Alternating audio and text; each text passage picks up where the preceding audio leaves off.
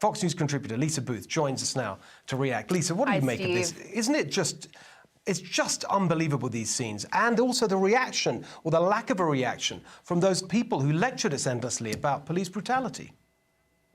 Well, and the irony is, I think the left, they're okay. They want police states. They want authoritarianism as long as they're the ones that are in charge. And that's the scariest thing. And that's the scariest thing about COVID, Steve, over the past couple of years, is witnessing how susceptible free nations are to tyranny. I mean, you have Trudeau treating these truckers, treating these Canadians as if they're terrorists. And why? Because they hold, quote unquote, unacceptable views for wrong think. I mean, look at what they want. All they want is bodily autonomy. They want the right to say no to vaccines that are experimental and ineffective. But that's their crime, is wrong think. And then instead, see how Trudeau has treated them.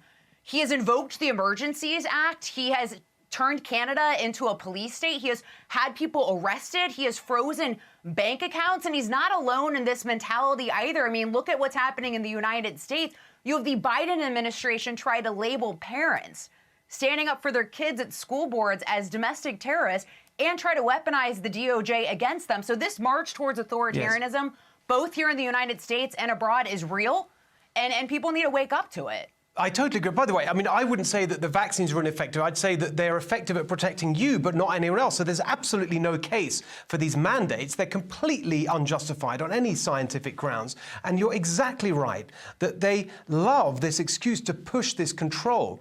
And the fact that it's, you know, it's directed at the exact same people who, at the beginning of all this, oh, we have to sort of, you know, like really make sure that we recognize the heroism of the essential workers, whatever. When the essential workers turn around and disobey the diktats of the technocrats and the politicians, suddenly they're the enemy.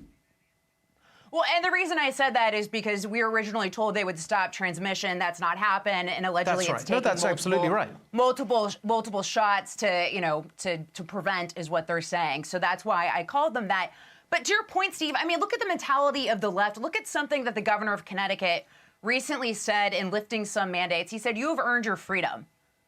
That's what he thinks he's the liberator when he's the oppressor. I missed that. When the left are the oppressors. He said, "You have earned your freedom." That's what he said, Steve. But what he doesn't understand is our liberty is God-given. It's not government-given. The Constitution protects our God-given liberty from the government. We were born free.